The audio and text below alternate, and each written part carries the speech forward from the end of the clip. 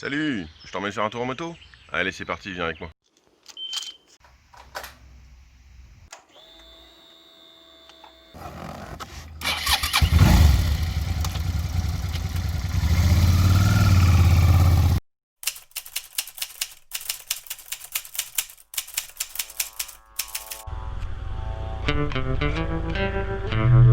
Allez, ciao les garçons. C'est parti pour 3 jours avec mon pote Eric. Le thème, 100 km autour de chez nous, en Mayenne et le long de la Loire. Les fistons d'Eric n'ont pas pu venir avec nous, au grand désarroi du plus grand. Ouais, tu m'étonnes. Je voyais dans ses yeux qu'il y avait de la tristesse et du désespoir. Mais non, je me moque pas. C'est pas grave, mais c'est une bonne répétition et puis il viendra avec nous l'année prochaine. Puis bon, ça te permet d'être tout seul aussi, c'est bien de... Voilà, exactement. Après nous être bien calés niveau carte, GPS et intercom, Eric a ouvert la route, direction Fougères, plus au nord.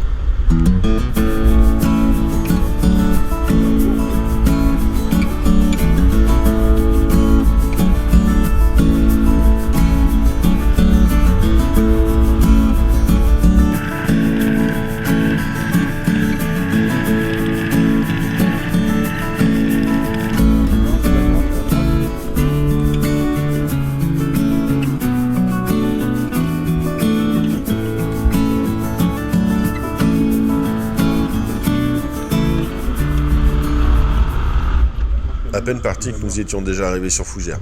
Le flot de la circulation nous a vite agacés d'ailleurs. Mis à part ce sidecar rétro, rien ne nous a vraiment sauté aux yeux. Tellement qu'on en a zappé le château, pourtant connu et reconnu. Mais si, tu sais, c'est l'un des plus grands châteaux forts français, qui fait plus de 2 hectares, qui date du XIIe siècle, construit par Raoul II. Bah nous, on l'a pas vu. Même si Victor Hugo et Laurence d'Arabie ont adoré cette ville en leur temps, nous, ça nous a pas convaincus. Bon, je te conseille quand même de visiter le château, hein.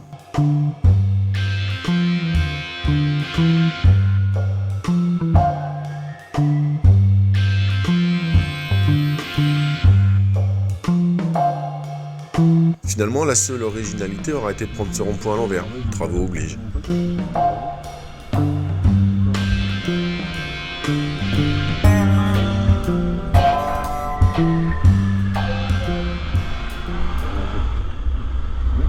Il faut bien l'admettre, à quelques exceptions près, quasiment tout ce qu'on traversera durant ces 3 jours seront des petits bois, essentiellement composés de maisons en pierre avec toiture en ardoise et d'une jolie église. La chapelle Janson, l'Archamp, Saint-Denis de Gastins, Vautortes, si je te jure ça existe, Alexin, Martigny-sur-Mayenne n'en sont que quelques-uns que nous traverserons aujourd'hui. Typiquement breton et nous, on adore.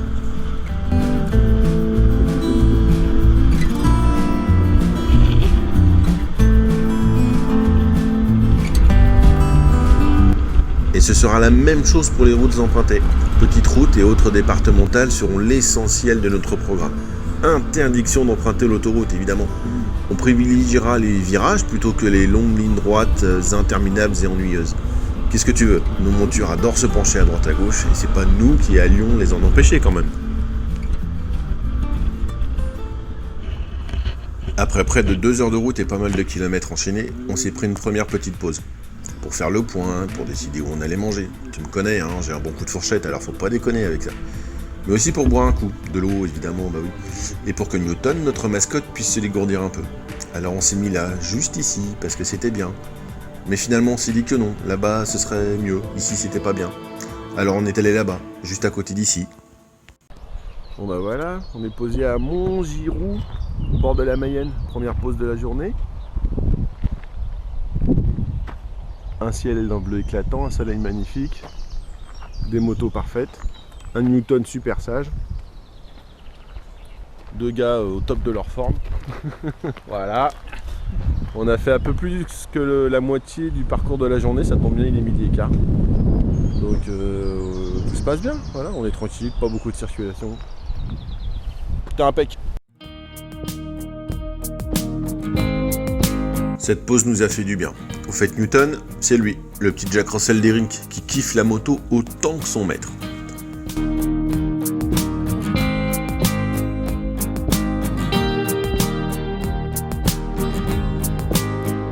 Après avoir soufflé 10 minutes, on est reparti en direction de Mayenne, tranquillement, sous une chaleur de plus en plus présente déjà.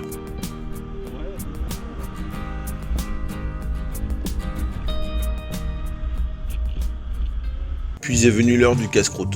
On s'est trouvé un super spot en forêt, tout près de Belchar, au sud de Mayenne, où j'ai dû faire le plein de la Vestrom d'ailleurs. Bah oui, c'est ça de partir à moitié vide aussi. Ensuite, on a repris la route. Cette fois, c'est moi qui ouvre la voie. Direction Jublain d'abord, avec une halte sur un site archéologique romain, sur lequel se trouvait un temple il y a pas mal de temps. Mon compagnon de galère, qui connaît bien les lieux, m'a servi de guide historique.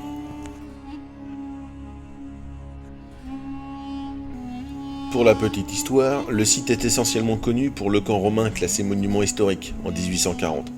Mais il y a pas mal d'autres vestiges, comme un théâtre, des thermes et le temple évidemment. Enfin ce qu'il en reste en fait, c'est-à-dire quelques morceaux de colonnes et une grande dalle.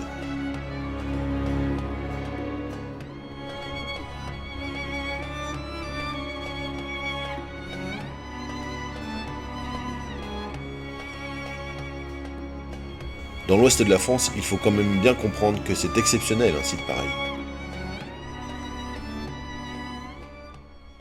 Bon, on repart, qu'est-ce t'en dis ?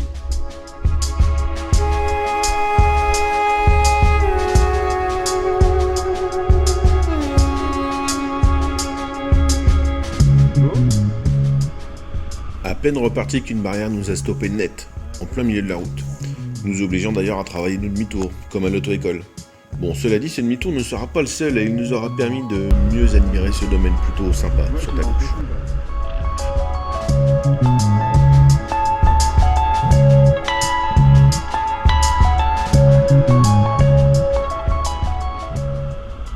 Place à Ambert et à notre humour franchement naze, mais qui nous aura fait rire au moins nous deux. J'aurais plutôt dit Ambert c'est contre tout, mais je me suis dit je vais pas la faire. Elle est pourrie, je vais pas la faire. Voilà, elle est pourrie, mais je l'ai fait quand même. C'est bien, c'est qu'il n'y en a pas un pour relever l'autre. C'est clair, Eric et moi c'est une histoire d'amour qui dure depuis 9 ans. Ambert est contre tout. Allez, je me tais. Regarde, écoute et profite.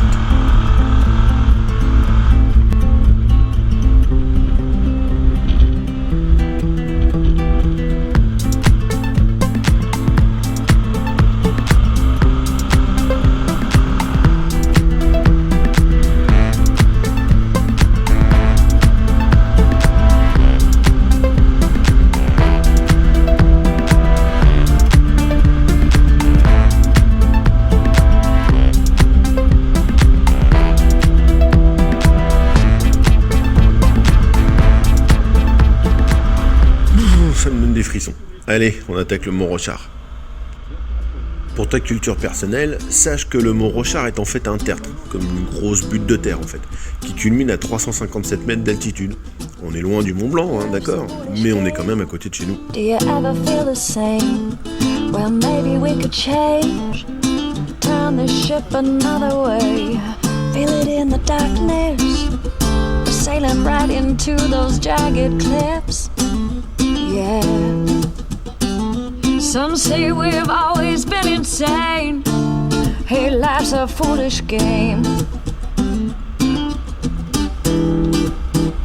A simple equation, running closed system. Not the world. Aventuriers comme nous sommes, on a entrepris de grimper presque au sommet sur nos motos.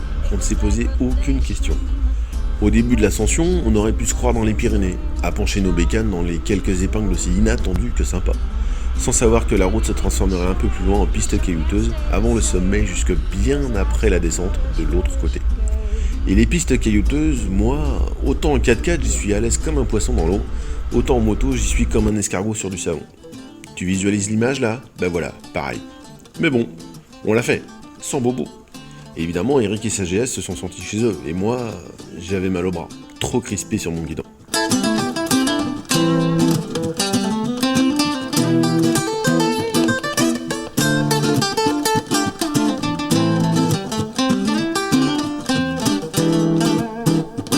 Possible solution. Rewire. Bon, cela dit, ça ne m'aura pas empêché de prendre beaucoup de plaisir à surmonter cette difficulté.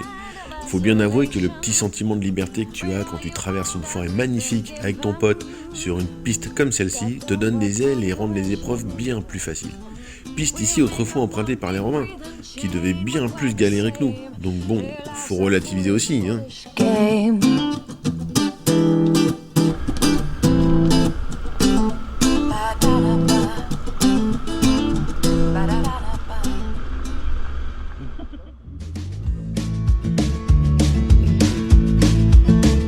Autre particularité de notre parcours, les détours.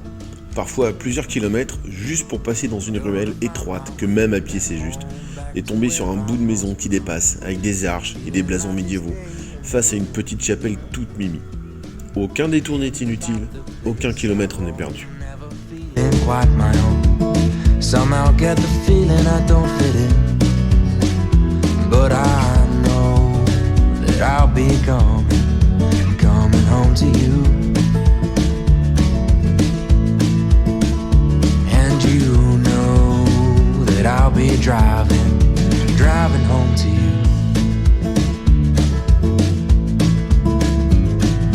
30,000 miles seems far too many. Pour cette première journée, on aura parcouru près de 300 km de petites routes locales, j'ai envie de te dire. Le soir, nous dormirons pas loin de Laval, chez les parents de mon pote, hyper chaleureux et très accueillants. De quoi largement récupérer et être en forme pour la suite du programme, pour demain et après-demain.